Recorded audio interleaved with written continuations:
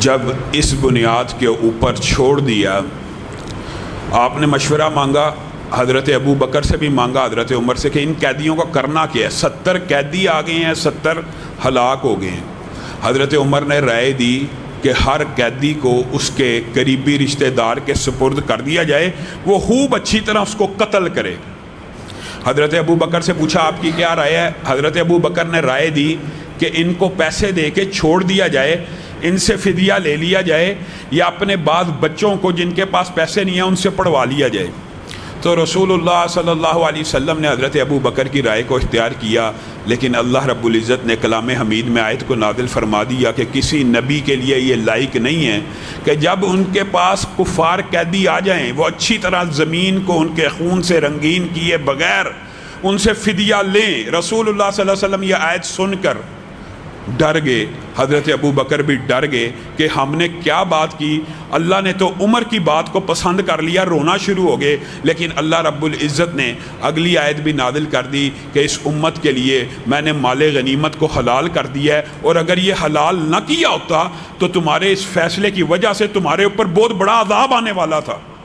حضرت عمر کی تائید جو موافقات ہیں نا، جہاں پہ اللہ رب العزت نے حضرت عمر کی رائے کو قبول کیا، ان میں سے ایک واقعہ بدر کا یہ واقعہ بھی ہے، اور بے شمار واقعات ہیں۔ شاہ ولی اللہ نے تو 21 سے زائد مقامات بیان کیے ہیں کہ جہاں پہ حضرت عمر کوئی بھی بات کہتے اللہ ان کی تائید میں آیت نازل فرما دیتا، ان میں سے ایک آیت یہ بھی ہے۔ اب جب قیدی رات کو کراہ رہے تھے، رات کو اونچی اونچی باز کی آوازیں آ رہی تھی، ان میں سے ایک آواز چچا عباس کی بھی تھی، اور رسول اللہ صلی اللہ علیہ وسلم بے چین ہو رہے تھے کہ میرے چچا کراہ رہے ہیں۔ ساتھی کو بھیجا، دیکھو، اس خواہش سے نہیں بھیجا کہ وہ آزاد کر دے، دیکھو یہ کون ہے۔ اب ساتھی گیا ہے، وہ دیکھ رہا ہے کہ چچا عباس کی مشقیں بڑی کس کے بندھی ہوئی ہیں، تو وہ اس وجہ سے کراہ رہے ہیں۔ قیدی نے رسول اللہ صلی اللہ علیہ وسلم کے چچا ہیں قیدی، اور ساتھی نے کہا یہ رسول اللہ کے چچا ہیں، ان کی مشقوں کو میں تھوڑا سا ڈھیلا کر دوں۔ ابھی رسول اللہ سے اجازت نہیں لی، رسول اللہ کی صرف رشتہ داری کا خیال کرتے ہوئے ان کی مشقوں کو تھوڑا سا ڈھیلا کیا، ان کو ریلیکس کیا، وہ سکون سے ہو گئے، تو کراہنے کی آواز بند ہو گئی۔ رسول اللہ صلی اللہ علیہ وسلم کے دل کو تسکین تو پہنچی، لیکن پوچھا، کنفرم کرنا چاہتے تھے کس کی آواز تھی؟ چچا عباس سے۔ کیا معاملہ تھا؟ بڑا کس کے باندھا ہوا تھا، ڈھیلا کر رہے ہوں۔ اب رسول اللہ صلی اللہ علیہ وسلم کہہ رہے ہیں چچا عباس کی مشقیں ڈھیلی کر رہے ہو، باقی قیدی بھی تو کسی کے رشتہ دار ہیں، باقی قیدی بھی تو کسی کے چچا ہوں گے، باقی قیدی بھی تو انہی کے برادری کے لوگ ہیں۔ حکم جاری کیا، جاؤ، جس طرح عباس کی مشقوں کو ڈھیلا کیا گیا، سارے قیدیوں کی مشقوں کو ڈھیلا کر دیا جائے۔ یہ انصاف ہے، یہ عدل ہے، یہ نہیں کہ اپنا چچا تھا تو صرف اس کی مشقوں کو ریلیکس کیا، سارے قیدیوں کے اوپر وہی حکم جاری کر دیا۔ مصعب بن عمیر کے بھائی، سگے کہتے ہیں، سگے بھائی، کہ انصاریوں کے پاس یہ قیدیوں کے ساتھ سلوک ہے، یہ مسلمانوں کا قیدیوں کے ساتھ سلوک ہے۔ انصاریوں کے پاس کھانے کے لیے روٹی نہیں تھی ہوتی، ان کو پتا تھا میں مکہ سے آیا ہوں، میرے لیے بہت عمدہ کھانا بناتے، میں حیران رہ جاتا، جو میں کھا رہا ہوں ان کے مقابلے میں بادشاہوں جیسا ہوتا، جو وہ کھا رہے ہوتے فقیروں جیسا ہوتا۔ اپنے قیدیوں کو اپنے سے اچھا کھانا دے رہے ہیں۔ مصعب کیا کہتے ہیں؟ مصعب کا واقعہ بیان کر کے سیرت عائشہ کی طرف بڑھیں گے۔ مصعب کہتے ہیں یہ جو قیدی ہے نا، اس کو ذرا کس کے باندھنا۔ کیوں؟ اس کی ماں بڑی امیر ہے، اس کو چھڑائے گی، اسلام امیر ہو جائے گا۔ بھائی تھا، سگا بھائی تھا، اس کے دل کو چوٹ پڑی، تانا دیا۔ آج اسلام نے اتنا سنگ دل کر دیا، مصعب اپنے سگے بھائی کو، اپنے ماں جائے بھائی کو نہیں پہچانتا، اور الٹا میرے خلاف آرڈر کر رہا ہے سخت باندھو، ماں امیر ہے، چھڑائے گی، اسلام امیر ہو جائے گا۔ مصعب نے وہ تریحی الفاظ کے جو میرا اور آپ کا ہمیشہ کے لیے نقطہ نظر، مشن، نظریہ، نعرہ، منہج ہونا چاہیے۔ مصعب نے کیا کہا تھا اس وقت؟ کہا تو میرا ماں جایا بھائی تو ضرور ہے رشتے کے اندر، لیکن اللہ کی قسم میرا بھائی وہ ہے جو تجھے باندھ رہا ہے، کیونکہ ہماری برادری اور کنبہ اور قبیلہ لا الہ الا اللہ کا قبیلہ اور کنبہ ہے، ہماری برادری سب کی۔ یہ جو ذاتیں ہیں نا، ذات پات، اس کی اسلام میں کوئی اہمیت نہیں، یہ صرف تعارف کے لیے ہیں۔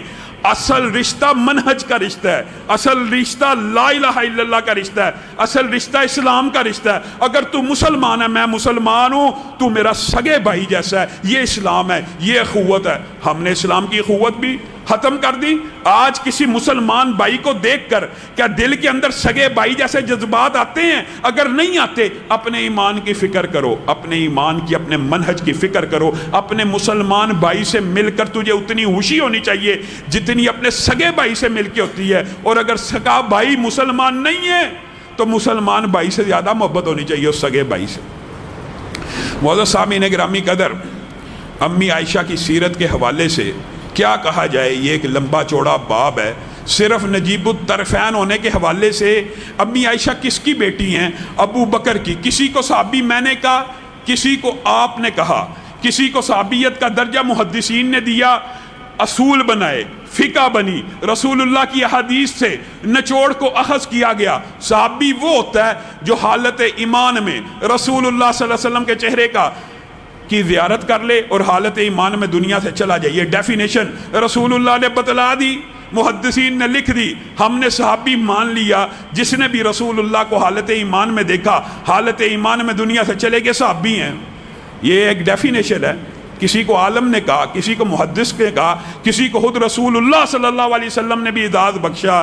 لیکن کائنات میں ایک صحابی ایسا بھی ہے جس کا نام لے کے اللہ نے قرآن پاک میں اس کو صحابی کا شرف دیا۔ وہ کون ہے؟ حضرت ابو بکر ہیں۔ ثانی اثنین اذ ہما فی الغار اذ یقول لصاحبہ، واحد ابو بکر ہیں جن اکیلے کا نام لے کے اللہ نے کہا یہ رسول اللہ تیرے صحابی ہیں۔ ان کے والد ابو بکر صدیق، اور عظمت کتنی ہے؟ 4 نسلیں اور کسی صحابی کی، 4 نسلیں کسی اور صحابی کی صحابیت میں داخل نہیں ہوئی۔ حضرت ابو بکر خود بھی صحابی، باپ بھی صحابی، 2 نسلیں، بیٹا بھی صحابی، 3 نسلیں، پوتا بھی صحابی، 4 نسلیں کسی اور صحابی کی اسلام میں موجود نہیں ہے کہ 4 کی 4 نسلیں صحابیت کے شرف سے بہرہوار ہوئی ہوں۔ یہ تو باپ کی سائیڈ ہے، اور ماں کی سائیڈ ام رومان ہے۔ رسول اللہ صلی اللہ علیہ وسلم نے فرمایا جس نے جنت کی حور کو زمین پہ چلتا دیکھنا ہے، امی عائشہ کی والدہ کو دیکھ لے۔ یہ وہ عائشہ ہیں رسول اللہ صلی اللہ علیہ وسلم کے پاس جبریل امین سبز رنگ کے غلاف میں، ریشم میں، امی عائشہ کی تصویر باضابطہ طور پہ، صحیح حدیث ہے، بار بار لے کے آتے تھے۔ رسول اللہ صلی اللہ علیہ وسلم اس تصویر کو دیکھتے، امی عائشہ کو خود بیان کیا وہ آپ ہی کی تصویر تھی، وہ آپ ہی کی تصویر تھی۔ پھر میں نے یہ سمجھ لیا کہ میرا ارادہ نہیں، ابو بکر نے تو پہلی بات جب رشتہ مانگا دے دیا، مجھے پتہ لگ گیا میرا رب چاہتا ہے کہ میری آپ سے شادی ہو جائے، اور جبریل امین مجھے کہہ گئے ہیں تو میری جنت میں بھی بیوی ہے، تو میری دنیا میں بھی بیوی ہے۔ حتیٰ کہ حضرت عمار، آپ کو پتہ ہے جنگ جمل کا سارا واقعہ سیرت علی میں رکھا تھا۔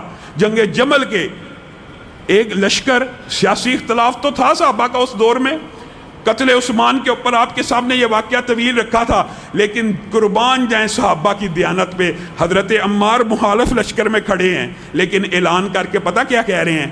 کہہ رہے ہیں بے شک ماں عائشہ آج حزب مخالف میں ہے، آج دوسرے لشکر میں ہے، لیکن لوگوں یہ بات یاد رکھنا، ہم نے خود رسول اللہ سے سنا تھا یہ دنیا میں بھی میری بیوی ہے، یہ جنت میں بھی میری بیوی ہے۔ رسول اللہ صلی اللہ علیہ وسلم نے امی عائشہ کے لیے ایسے ایسے الفاظ کے کہا کہ آپ کو کون محبوب ہے؟ کہا عائشہ، کہا مردوں میں سے، یہ نہیں کہا ابو بکر، یہ نہیں کہا یار غار، یہ کہا عائشہ کے باپ۔ رسول اللہ صلی اللہ علیہ وسلم امی عائشہ کے ساتھ ان کا جو معاملہ آپ کے اور میرے لیے بھی ایک نمونہ، رسول اللہ نے صحابہ کو کہا ذرا آگے نکلو، اور امی عائشہ کو کہا چلو میرے ساتھ دوڑ لگاؤ۔ امی عائشہ خود بیان کرتی ہے میں پتلی تھی، میں رسول اللہ صلی اللہ علیہ وسلم سے آگے نکل گئی، رسول اللہ مسکرانا شروع ہو گئے، پھر کچھ عرصہ بیت گیا، میرا جسم کچھ موٹا ہو گیا، رسول اللہ نے صحابہ کو آگے بھیجا اور کہا چلو آج دوبارہ دوڑ لگائیں۔ اب کے دوڑ لگائی، رسول اللہ آگے نکل گئے اور مسکرانا شروع ہو گئے، کہا صاحب برابر ہو گیا، ایک دفعہ تو آگے نکلی تھی، ایک دفعہ میں آگے نکلا ہوں۔ امی عائشہ کے ساتھ جو ظلم اور ان کے والد کے ساتھ جو ظلم، اور میں یہ کہتا ہوں رسول اللہ کے خاندان کے ساتھ جو ظلم عصر حاضر میں صحابہ کے خلاف زبان درازی کرنے والے روافض نے اور ان کے سہولت کاروں نے کیا ہے نہایت قابل شرم ہے۔ رسول اللہ کے کتنے سسر؟ ابو بکر سسر، عمر سسر، ابو سفیان سسر۔ ان بدبختوں کے نزدیک یہ رسول اللہ کا خاندان نہیں ہے، یہ بھی برے ہیں۔ رسول اللہ کی بیویاں امی عائشہ، امی حفصہ، امی ام حبیبہ، 3 بیویاں، تینوں بری، 3 سسر نعوذ باللہ برے، داماد برے۔ یہ کیسی نبوت کا خاکہ لوگوں کے سامنے پیش کرتے ہیں؟ یہ ایسے بدبخت ہیں۔ رسول اللہ صلی اللہ علیہ وسلم نے کہا میں نہیں کہتا جو میرے کسی ایک صحابی کو برا کہ اس کے اوپر انسانوں کی، اللہ کی، فرشتوں کی لعنت ہوتی ہے۔ اور یہ باتیں جب ہم بیان کرتے ہیں آگے سے جواب عجیب و غریب دیے جاتے ہیں۔ اللہ معاف کرے، یہ موقع نہیں ہے، رمضان کا مہینہ ہے، انسان کیا کرے؟ ایسے ایسے بدبخت سہولت کار ہیں جی، موبائل سے پڑھنے والا صحابہ سے پڑھنے سے بھی افضل ہے جی۔ حافظ قرآن کی تو کوئی فضیلت ہی نہیں ہے، صحابہ سے بھی افضل ہے۔ موبائل پہ اوپر سے دیکھ کے پڑھنے والا زبانی صحابی پڑھا اس سے افضل ہے۔ کیسی کیسی یہ باتیں کی جاتی ہیں۔ امی عائشہ کی ذات کو اس دور میں بھی منافقوں نے مجروح کرنے کی کوشش کی۔ بہت سے ساتھیوں نے سوال کیا ہے، اس حوالے سے میں مختصر واقعہ افق آپ کے سامنے رکھنا چاہتا ہوں، جس کی بڑی انہوں نے کہانیاں اور پروپیگنڈے اور جھوٹ اور بہتان اور الزام لگائے ہوئے ہیں۔ واقعہ کیا ہے؟ غزوہ بنی مستلق کے اندر امی عائشہ رات کو قضائے حاجت سے آئیں، ہار گلے میں نہیں ہے، ہار ڈھونڈنے کے لیے نکل گئیں۔ اب ہار ڈھونڈنے کے لیے جب گئی ہیں، پیچھے سے سفر کوچ ہو گیا، پلان سے اتری ہیں، پلان کو اٹھانے والوں نے پلان اٹھایا۔ امی عائشہ کا وزن اتنا زیادہ نہیں تھا، ان کو پتہ ہی نہیں لگا خالی ہے، قافلہ کوچ کر گیا۔ امی عائشہ کو ہار مل گیا، ہار مل کے وہ دوبارہ قافلے کے اندر شامل ہونے کے لیے آئیں، قافلہ روانہ ہو چکا۔ اب پیچھے ایک اہلکار عربوں نے رکھا ہوتا تھا جو قافلے کی گڑی پڑی چیز کو اٹھاتا آتا تھا۔ امی عائشہ بیٹھ گئی کہ کوئی آئے گا دیکھنے، مجھے لے جائے گا۔ امی عائشہ بیٹھے بیٹھے سو گئی۔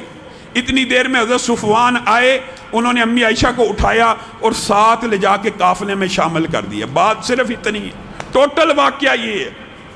اب جب شامل کیا، عبداللہ ابن ابی منافق اور منافقین کی جماعت نے پروپیگنڈا شروع کر دیا، امی عائشہ غیر محرم کے ساتھ آئی ہیں، اتنا سفر کر کے پیچھے رہ گئی تھی، یہ ہو گیا وہ ہو گیا، بکواس، بہتان، الزامات۔ اور اس الزام کے شکار میں بڑے 2 صحابی بھی شامل ہو گئے جو صحابی بڑے تھے، لیکن منافقوں کی پروپیگنڈے کی وجہ سے وہ بھی متاثر ہو گئے۔ ایک حضرت مصطح اور ایک حضرت حسان بن ثابت۔ بیٹا قرآن پڑھ رہا تھا، آج قدرتی طور پہ وہی آیتیں پڑھی جا رہی ہیں۔ امی عائشہ گھر آئیں، بات پھیل گئی، امی عائشہ کو نہیں پتا۔ رسول اللہ خود بیان کرتی ہیں کہ میں دیکھتی ہوں رسول اللہ صلی اللہ علیہ وسلم جس طرح ہر وقت مجھ سے ہنستے کھیلتے پیار محبت سے باتیں کیا کرتے تھے، اب وہ توجہ نہیں ہے، اب وہ التفات نہیں ہے، کام کی بات ہوتی ہے، ایک جیسا تکلف آ گیا ہے کہ بے تکلفی کا ماحول ختم ہو گیا ہے، کام سے کام کی بات کی۔ آج ہماری تو بدبختی ہے، آج ہمارے پورے گھرانے صرف کام سے کام کی بات کرتے ہیں۔ امی عائشہ اس رویے کو صرف اجنبیت محسوس کرتی ہیں، کہتی ہے میرے دل کو چوٹ پہنچی، رسول اللہ صلی اللہ علیہ وسلم میرے سے بلا وجہ اتنا تکلف برت رہے ہیں، صرف کام سے کام رکھ رہے ہیں، پہلے والا معاملہ نہیں، پہلے والا ماحول نہیں، میرے دل کو چوٹ لگی۔ میں نے کہا میں بھی اپنے ماں باپ کی گھر جاتی ہوں، پتہ ہی نہیں تھا کہ ہوا کیا ہے۔ جس بندے کے ذہن میں کوئی ایسی بات ہی نہ، اس کو کیا پتہ لگے کہ میرے بارے میں کیا باتیں ہو رہی ہیں۔ میں اپنے ماں باپ کے گھر آ گئی، وہاں پہ رہنا شروع کیا۔ ایک رات نکلی، ام مصطح ساتھ تھی، ٹھوکر لگی، ام مصطح نے کہا مصطح کا بیڑا غرق ہو جائے۔ میں نے ان کو ٹوکا۔ امی عائشہ خود بیان کرتی ہیں کس کے بارے میں؟ یہ وہ صحابی ہیں جو پروپیگنڈے کا شکار ہوئے تھے۔ کہا تم مصطح کے بارے میں کہہ رہی ہو اس کا بیڑا غرق ہو؟ مصطح تو بدری صحابی ہے، اور بدری صحابی کے بارے میں رسول اللہ نے کہا وہ جو مرضی عمل کرے جنت میں جائے گا، مصطح کو برا مت کہو۔ اس کی ماں مصطح کی کہتی ہے میں اس کو برا کیوں نہ کہوں، اس نے تیرے بارے میں یہ بات کی ہے۔ امی عائشہ کہتی ہیں یہ پہلا دن تھا، پہلا دن مجھے یہ پتہ لگا کہ میرے بارے میں اتنی بڑی بات ہو رہی ہے، رسول اللہ نے مجھ سے پوچھا بھی نہیں، رسول اللہ نے ذکر تک نہیں کیا، میرے سے میرا ماں باپ صفائی کیوں نہیں لے رہا، مجھ سے پوچھ ہی لیتا۔ میں روتی چیختی کراہتی گھر میں داخل ہوئی، اور امی عائشہ نے حضرت مریم کی وہ سنت زندہ کی، گناہ نہیں کیا، بخار میں پھونک اٹھی اور گر پڑی، بار بار ہوش آتا بے ہوش ہو کے گر پڑتی، جیسے حضرت مریم نے کہا تھا نا یا لیتنی مت قبل ھذا، امی عائشہ کہتی ہیں میری کیفیت یہ تھی، گناہ نہیں تھا کیا، لیکن کیفیت مریم والی بار بار ہوتی تھی کہ میں مر کیوں نہ گئی، میرے پہ یہ الزام لگانے کی ہمت کیسے ہوئی۔ اسی اثناء میں رسول اللہ صلی اللہ علیہ وسلم گھر میں داخل ہوئے، حضرت ابو بکر کے گھر میں، اور آ کے ایک الفاظ کے عائشہ اگر آپ نے یہ کام یا آپ سے کوئی غلطی ہو گئی ہے نا تو آپ اللہ سے معافی مانگ لیجئے۔ امی عائشہ کہتی ہیں بس جن کے ساتھ ایک تعلق تھا، جب ان کی زبان سے یہ الفاظ نکل گئے آنسو ایک دم خشک ہو گئے، غم کی کیفیت ایک دم چھٹ گئی، پتھر دل ہو گیا ایک دم کہ یہ رسول اللہ صلی اللہ علیہ وسلم کہہ رہے ہیں۔ یہاں بھی بات یاد رکھیے، اللہ کی قسم جب تک وحی نہ آئے، جب تک اللہ ارادہ نہ کرے، جب تک اللہ اطلاع نہ کرے، رسول اللہ صلی اللہ علیہ وسلم بھی امی عائشہ کو کیا کہہ رہے ہیں، اگر آپ سے غلطی ہو گئی ہے تو آپ اللہ سے معافی مانگ لیجئے۔ ابھی الفاظ کے ہیں، امی عائشہ کہتے ہیں میرے آنسو خشک ہو گئے، میرا دل پتھر کی طرح سخت ہو گیا کہ رسول اللہ صلی اللہ علیہ وسلم کے اوپر وحی کی کفیات شروع ہو گئی۔ سبحان اللہ، بیٹے نے کتنا عمدہ قرآن پڑھا ہے، اس موقع کی کیسی تلاوت کی ہے، پے در پہ سورۃ نور کی آیتیں اترنا شروع ہوئی، رسول اللہ کا چہرہ خوشی سے ٹمٹمانا شروع ہو گیا، رسول اللہ آیتوں کی تلاوت کرنا شروع ہو گئے، اور قربان جائیں اپنی ماں عائشہ کی طہارت کے اوپر جریج کی گواہی ایک نومولود بچے نے دی، یوسف کی طہارت کی گواہی ان کے اہل نے دی، بہت سے لوگوں کی گواہی انبیاء نے دی، ان کی پاکیزگی کی، ان کی طہارت کی۔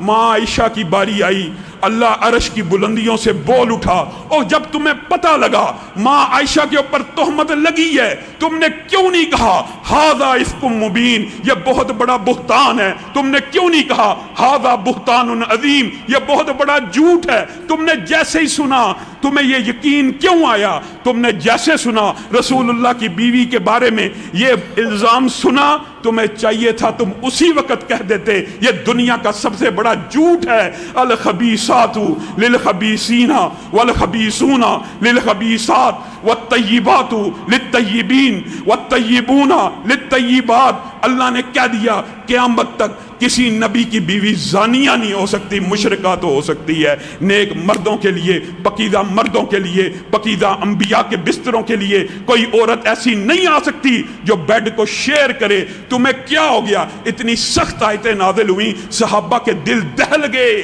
صحابہ کے کلیجے کہتے ہیں اللہ رب العزت نے اتنے غصے کے اندر قرآن پاک میں صحابہ کو کبھی مخاطب نہیں کیا، اور تمہیں کیا ہو گیا تھا؟ تم نے کیوں نہیں کہہ دیا تھا کہ یہ جھوٹ ہے؟ پھر صحابہ نے کبھی ازواج کے اوپر امہات المومنین کے بارے میں ایک لفظ ہرزہ سرائی نہیں کی، لیکن آج کچھ بدبخت ایسے ہیں جو آج بھی امی عائشہ کے اوپر، امی حفصہ کے اوپر، امی ام حبیبہ کے اوپر تانو تشنیع کرنا چاہتے ہیں۔ یہ بدبخت لوگ ہیں، ان کے بارے میں اللہ کی ایک سنت ہے، کیا؟ جو یہ کسی صحابی کے بارے میں کہیں نا، کسی بھی صحابی کے بارے میں جو بھی کہیں، اگر کسی صحابی کو یہ کہ بے وقوف ہے، الا انہم ہم السفہاء، اگر تم نبی کے صحابہ کو برا کہو گے اللہ کہتا میں تمہیں کہوں گا کہ تم برے ہو۔ اگر تم اللہ کے صحابہ کا مذاق اڑاؤ گے اللہ یستہزئ بہم، میں رب تمہارا مذاق اڑاؤں گا۔ رب کی یہ سنت ہے، کسی بھی صحابی کے بارے میں اگر کوئی بدبخت یہ کہ نا وہ ایسے تھے، فوراً پلٹاؤ کہ تو ایسا ہے، کوئی کہ یہ ایسے تھے، فوراً پلٹاؤ کہ تو ایسا ہے۔ صحابہ وَكُلًّا وَعَدَ اللَّهُ الْحُسْنَى، صحابی کسی بھی درجے کا ہو، اللہ رب العزت نے اس کے ساتھ جنت کا وعدہ کر دیا۔ میری بات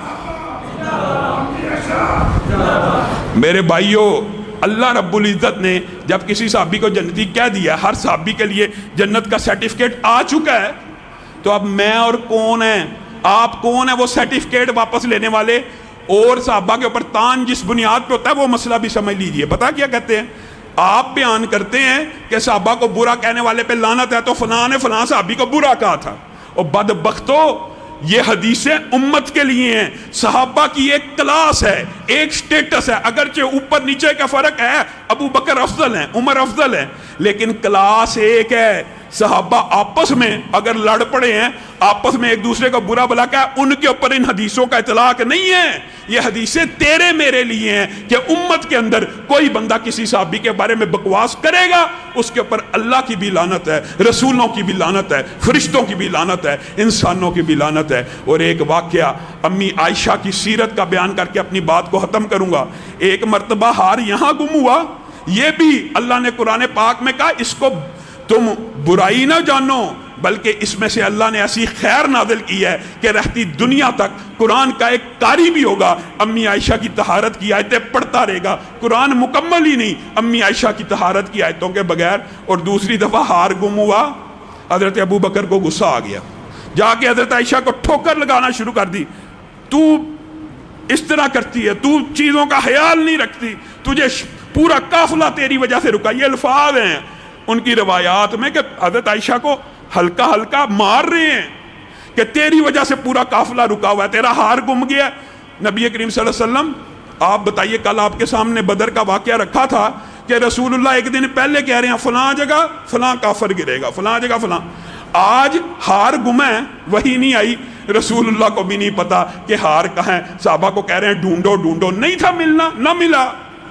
فجر کی اذانیں ہو گئیں. حضرت ابو بکر کو غصہ آ گیا کہ یہاں وضو کا پانی نہیں ہے اور تیری وجہ سے قافلہ لیٹ ہو رہا ہے، آج تیری وجہ سے یہ سینکڑوں صحابہ کی نمازیں ضائع چلی جائیں گی، کون مجرم ہوگا؟ آسمان سے قربان جائیں امی عائشہ کے لیے پھر آیتیں نازل ہونا شروع ہو گئی. فَتَيَمَّمُوا صَعِيدًا طَيِّبًا. یہ جو باپ ابھی ایک منٹ پہلے بیٹی کو ڈانٹ رہا ہے، بیٹی کو پیار کرنا شروع کر دیا کہ تیری برکت کی وجہ سے اللہ نے آسمان سے آیت نازل کی ہے کہ جب تمہیں پانی نہ ملے تم تیمم کر لیا کرو. صحابہ اب حضرت ابو بکر کو آ کے مبارکباد دے رہے ہیں، اے ابو بکر آپ کے امت کے اوپر کتنے احسانات ہیں، آج آپ کا ایک اور احسان ہے اور اللہ نے یہ احسان کروانا تھا. ہار نہ ملا، تیمم کیا، نماز پڑھی، رہتی دنیا تک قیامت تک تیمم سب مسلمانوں کے لیے اللہ تعالیٰ نے حلال قرار دے دیا. اونٹ کو اٹھایا، ہار کہا تھا اونٹ کی گردن کے نیچے پڑا، پورے میدان میں ڈھونڈ رہے نہیں ملا، اونٹ کو اٹھایا، ہار مل گیا. اللہ رب العزت جو کہا گیا، جو سنا گیا، اس کو سمجھنے کی توفیق عنایت فرمائے. قم للصلاة إذا المؤذن كبارا أقبل لربك مسرعا متطهرا دع عنك ما